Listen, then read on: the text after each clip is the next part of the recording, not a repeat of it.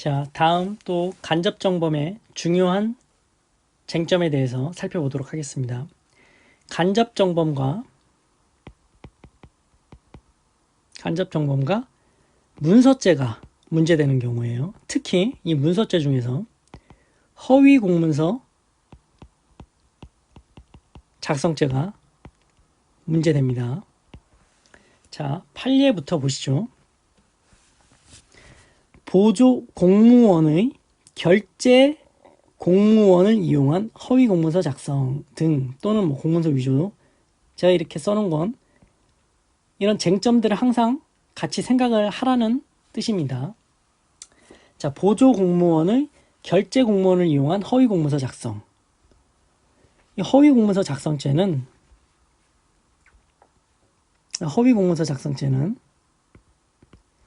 진정 신분범입니다. 그럼 그 신분이 뭐냐? 신분권자가 누구냐? 주체가 누구냐? 작성권 있는 공무원입니다. 즉, 결제권자예요. 결제권 있는 공무원. 제가 이렇게 나눠놨죠. 보조공무원. 보조공무원은 허위공문서 작성죄의 신분이 주체가 안 됩니다. 결제권이 없기 때문이에요. 이 결제공무원과 보조공무원은 구별됩니다. 다릅니다. 공무원이라고 무조건 허위공문서 작성죄의 주체가 되는 것이 아닙니다. 보조공무원은 허위공문서 작성죄의 신분 적격이 없다. 따라서 보조공무원이 허위공문서 작성죄의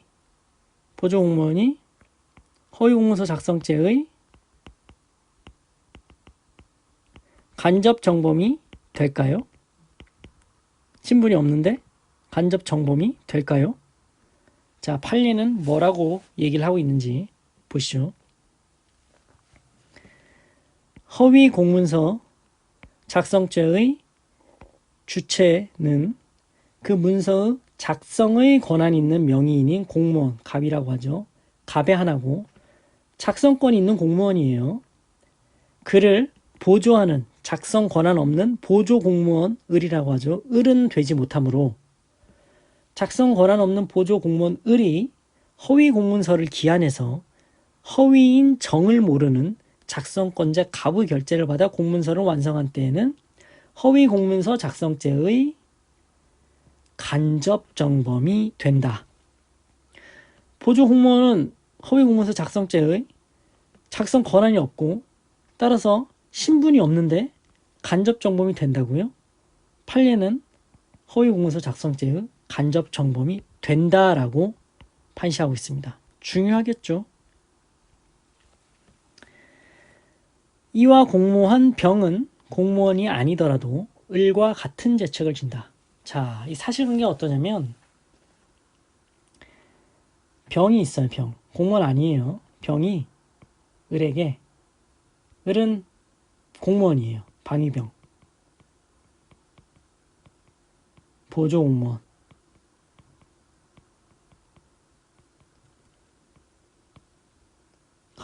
병이 을에게 나 예비군 참가 안 했는데 예비군 참가했다는 사실 확인서 좀 떼줘 라고 부탁합니다.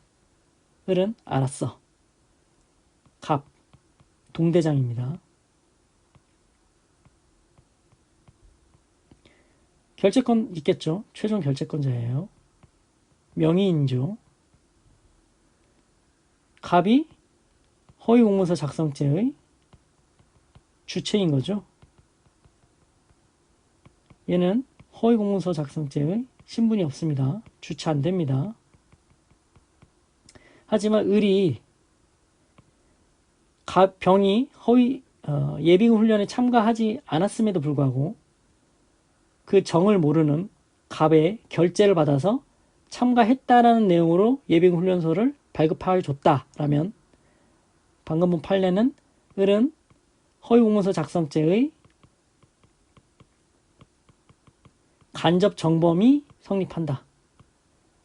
허공적의 주체는 아님에도 불구하고 병은, 자, 공무원 병은 을과 같은 죄책을 진다. 을과 같은 죄책을 진다. 이 얘기입니다.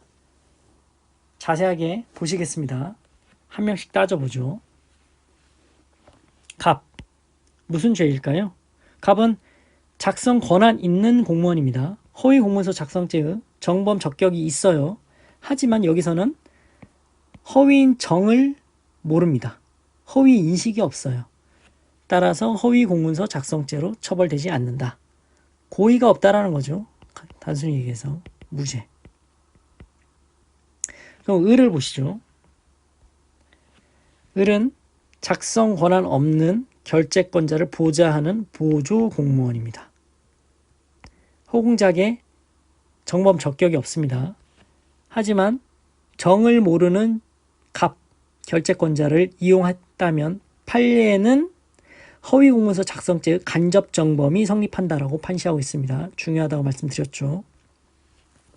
또 경우에 따라서는 그 허위 공문서 작성이 위법 사실을 은폐한 목적이라면 직무유기죄가 성립하느냐, 직무유기죄가 성립하지 않는다. 위법 사실 은폐 목적 없이 허위 공문서를 작성했다면 허위 공문서 작성죄와 직무유기죄도 성립한다. 둘은 실체적 경합관계이다. 이거는 죄수 문제인데 이렇게 알아두시고요. 위법 사실 은폐 목적이 있느냐 없느냐에 따라서 허위 공문서 작성죄와 직무유기죄의 죄수 관계가 달라진다. 직무유기죄가 성립할 수도 있고 안 할 수도 있다. 그리고 위계에 의한 공무집행 방해죄도 가능합니다. 불충분한 심사가 아닌 공무원 의료 위계가 공무집행 방해죄의 원인이 되었다라는 거죠. 공무원 을이 중간 단계에 있는 결재권자예요. 최종 결재권자를 속여서 결재를 받은 거죠. 위계에 의한 공무집행 방해죄가 될 수 있다라는 거예요. 자, 이렇게 정을 모르는 결재권자를 이용했다. 세 가지 경우를 생각을 하실 수 있습니다. 이 직무유기죄는 반드시 이 경우에만 적용되는 부분은 아니겠죠. 1번, 3번 정을 모르는 직접 정범의 주체, 결재권자를 이용했을 때 1번, 3번을 메인으로 항상 생각을 해 두셔야 됩니다. 이제 상황이 아예 다르다고 해봅시다. 자, 위의 경우와 다릅니다. 을이 갑을 이용하지 않았어요. 을 직접 작성했다. 을이 갑의 명의를 모용한 겁니다. 작성권자의 명의를 모용했다. 공문서 위조죄의 직접 정범이라는 겁니다. 이 위조라는 건 권한 없이 타인의 명의를 모용하는 거거든요. 갑을 이용한 게 아니고 을 직접 작성했어요. 갑 명의를 모용한 거죠. 권한도 없이. 이때는 간접 정범이 아니고 공문서 위조범이라는 거예요. 그냥 그거는. 이게 각주 109번입니다. 자, 잠깐 위로 다시 올라가셔서 비교해서 보시겠습니다. 자, 작성 권한 없는 보조 공무원이 허위 공문서를 기한해 정을 모르는 작성권자의 결재를 받아 공문서를 완성한 때에는 허위 공문서 작성죄의 간접 정범이 된다. 각주 109번. 이러한 결재를 거치지 않고 임의로 허위 내용의 공문서를 직접 완성한 때에는 허위 공문서죄의 간접 정범이 아니라 공문서 위조죄가 성립한다. 공문서 위조죄의 직접 정범이다 라는 것입니다. 구조를 구별해 두시죠. 자, 갑을 받고 병 보시겠습니다. 병은 다시 올라가셔서 보시겠습니다. 이와 공모한 병은 공무원이 아니더라도 을과 같은 죄책을 진다. 다시 내려가셔서 병, 작성 권한 없는 비공무원입니다. 허위 공문서 작성죄의 간접 정범 을에 가담했는데 같은 죄책을 진다. 허위 공문서 작성죄의 간접 정범의 공범이 된다라는 것입니다. 이 허위 공문서 작성죄의 간접 정범의 공범은 반드시 공무원으로 한정되는 것이 아닙니다. 이 판례에서는 공동정범으로 보았죠. 자, 지금까지는 또 잘 비교를 해 두셔야 될 게, 지금까지는 병, 을, 갑, 3인의 관계였죠. 근데 지금 아래부터는 정, 갑, 2인의 관계입니다.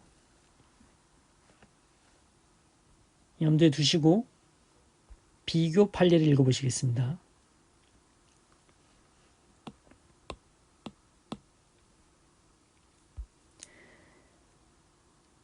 일반 사인의 공무원을 이용한 일반 사인 정의 공무원 갑을 이용한 공문서 위조 또는 허위 공문서 작성 등 작성 권한이 있는 공무원이 그 문서의 기재사항을 인식하고 그 문서를 작성할 의사로서 서명 날인을 했다면 설령 그 서명 날인이 기망으로 착오에 빠진 결과 그 문서의 기재사항이 허위임을 알지 못한 것이라고 해도 그 문서의 성립은 진정하며 작성 명의를 모용한 사실이 있다 할 수 없는 바, 즉 공문서 위조가 아니다. 공무원 아닌 자 정이 관공서에 허위 내용의 증명원을 제출하여 그 정을 모르는 공무원 갑으로부터 증명서를 발급받은 경우 공문서 위조죄의 간접정범으로 의율할 수 없다라는 것입니다. 무슨 얘기냐? 정이 건축 허가를 받으려고 신청서를 냈어요. 근데 신청서에 뭐라고 썼을까요? 1 요건 다 충족하고요. 2 요건 갖추었고요. 3 요건도 갖추었어요. 다 요건 갖추었어요. 이렇게 냈겠죠. 그럼 공무원 갑이 이걸 다 봤어요. 갖춘 거 맞네. 갖추었네. 갖추었다고? 갖추었어. 갖추었구나. 해서 허가서를 발급을 해줬겠죠. 그럼 이게 갑이 이 허가서를 발급을 해준 게 공문서 위조냐? 아니라는 거죠.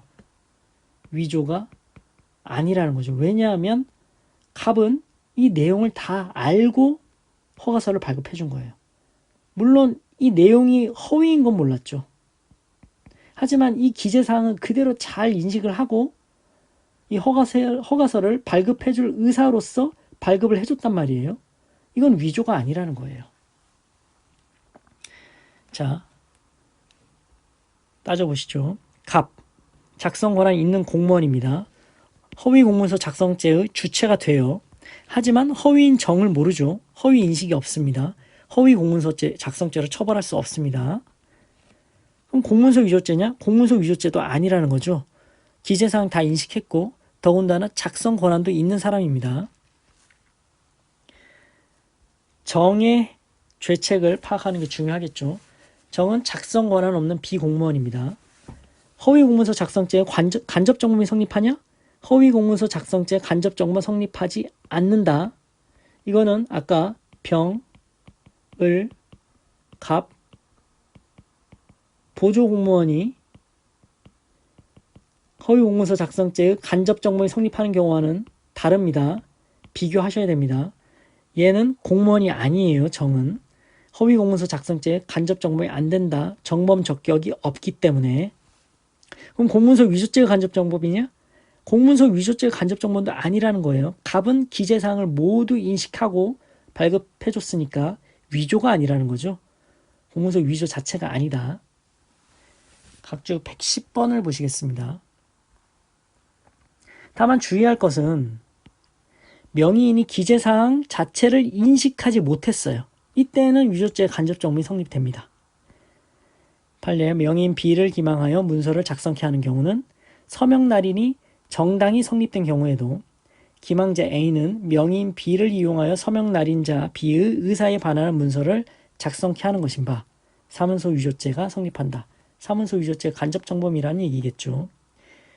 이 공문서 위조죄 사항과 달리 00-938 이 00-938 이 사건과 달리 이 사건 공공도 99778 사건은 사문서 명의인 B가 아예 해당 문서의 내용 자체를 기망에 의해서 제대로 인지를 못한 거예요. 인지를 못한 채 서명 날인했다. 이때에는 사문서 위조죄가 성립한다라는 것입니다. 그러니까 결재권자가 기재사항을 인식했느냐 인식하지 못했느냐 이거를 잘 구별을 해 두셔야 됩니다. 사실관계를 잘 파악을 하셔야 돼요. 자, 공문서 위조죄도 아니다. 공문서 위조죄의 간접정보문도 아니다. 그러면 문서죄를 계속 따져봐야 되는데 공정증서 원본 불실 기재죄가 성립되는지 검토할 필요가 있고, 또한 위계에 의한 공무집행 방해죄가 성립되는 것은 아닌지 검토할 필요가 있다라는 것입니다. 이 부분은 뒤에서 보실 겁니다. 보통 단순히 허위의 어떤 사실을 신청한 것만으로는 위계에 의한 공무집행 방해죄가 안 된다고 보죠. 왜냐하면 관청이 충분히 심사했으면 그게 허위인 줄 알았다라는 것이죠. 불충분한 심사가 공무집행 방해죄의 원인이 되었다는 거죠. 이 부분 뒤에서 또 보실 겁니다. 자, 이렇게 정리를 하시고, 자, 문서죄와 관련된 쟁점은 다 살펴보았습니다. 자, 끝으로 간접정보의 착오이죠. 앞에서 본 바가 있는데 간접정보의 착오 문제입니다. 피이용자에 대한 착오입니다. 간접정범이 된다고 교사 방조를 했어요. 즉 피이용자의 고의나 책임 능력 같은 게 없다고 생각했죠. 하지만 현실은 있었던 거예요. 그러면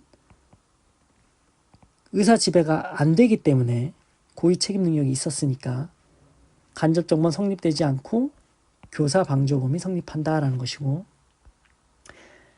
교사 방조범이 된다고 생각을 했어요. 고의나 책임 능력이 있다고 생각했죠. 피이용자가. 그런데 실질적으로는 고의나 책임 능력이 없었다. 피이용자가. 그럼 간접정범이 성립하느냐? 교사 방조범이 성립한다라는 겁니다. 왜냐하면 고의 책임 능력이 있다고 생각했으니 의사 지배 안 했죠. 어떤 경우든 교사 방조가 성립하죠. 자, 실행행위에 대한 착오나 피이용자의 객체의 착오는 교사와 방조 착오론과 동일합니다. 교사와 방조 착오론으로 해결하시면 됩니다. 자, 지금까지 간접정범이 문서죄에서 문제되는 경우, 특히 허위공문서 작성죄에서 문제되는 경우에 대해서 살펴보았습니다. 고생하셨습니다.